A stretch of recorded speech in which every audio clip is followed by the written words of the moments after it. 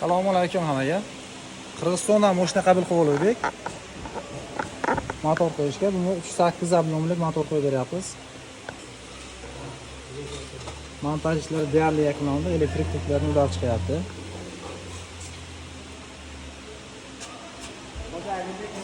Oldi qizga elektronik paraglardan qo'yib, sovutishga yaxshilab mosladik. To'g'ri 4-paketni gazni ham moslab ketyapmiz. 8 MPI motor bu. Buni ham korobkasi mexanik korobka bo'lgan. Buni ham avtomatga moslab beryapmiz. Avtomat tablolar qo'yib, richak qo'yiladi, avtomat richak yangi Vipskasidan.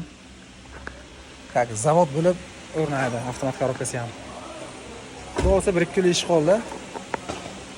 Montajlari yakunlangandan keyin yurgizib video qilamiz. Kuzatib turinglar akalar, bo'lsa bu ham yaxshi proyekt bo'lyapti.